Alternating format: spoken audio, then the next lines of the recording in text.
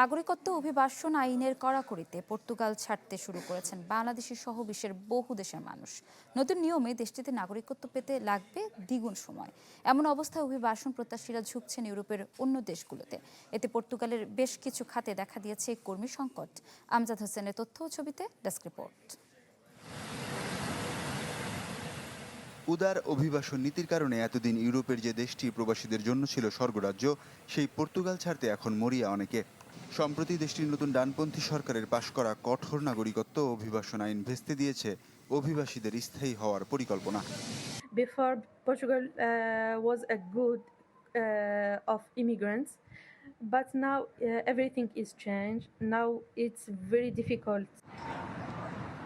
অতীতে নাগরিকত্ব পাওয়ার সময়সীমা 5 বছর হলেও এখন সময় লাগবে 10 বছর। হঠাৎ দ্বিগুণ সময়সীমা বৃদ্ধিতে পর্তুগাল ছাড়তে শুরু করেছেন বিভিন্ন দেশের অভিবাসীরা, যাদের বড় একটি অংশই ব্রাজিলের নাগরিক। তালিকায় আছেন বহু বাংলাদেশি, ভারতীয় ও পাকিস্তানি নাগরিক। ইতিমধ্যে অনেক মানুষ, অনেক এশিয়ান, বিশেষ করে ব্রাজিলিয়ান এই দেশ থেকে মুভ করে ফেলেছে এবং আমরা চিন্তা ভাবনা করতেছি যদি এদেশের আইন আগের মতো শীতল না হয় আমরা নিজেরাও অন্যদিকে মুভ করতে হবে। কারণ যত দিন যাচ্ছে তত ইমিগ্রেন্ট বিভিন্ন রকম প্রবলেমের মধ্যে পড়তেছে।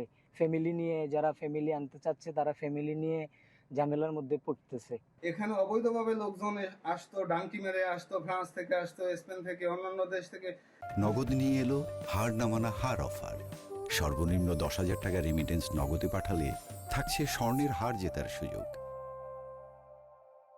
ইউরোপের মোট কথা সেনজেনভুক্ত যেসব দেশ আছে, অন্যান্য সব দেশ থেকে কিন্তু পর্তুগালে আসতো লোকজন বৈধ হওয়ার জন্য।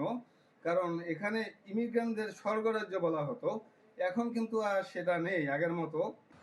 শুধু নাগরিকত্ব আইনই নয়, কাজের চুক্তি ছাড়া সরাসরি পর্তুগালে এসে বৈধ হওয়ার সুযোগও বাতিল করেছে সরকার। এতে অভিবাসনে ইচ্ছুক ব্যক্তিরা রাতারাতি পরিবর্তন এনেছে সিদ্ধান্তে। দেশটিতে এমন কঠোর অবস্থান সরাসরি প্রভাব ফেলেছে আবাসন ও রেস্তোরাঁ খাতে। দেখা দিয়েছে কর্মী সংকট। পর্তুগাল ছেড়ে যাওয়াদের বেশিরভাগেরই পছন্দ সেন্ট্রাল ইউরোপের দেশগুলো। অভিবাসন ইস্যুতে কড়াকড়ি বজায় থাকলে সামনের দিনে দেশটিতে আশঙ্কাজনক হারে কমবে এশিয়ান ও লাতিন অভিবাসীদের সংখ্যা। Desk report, channel 24।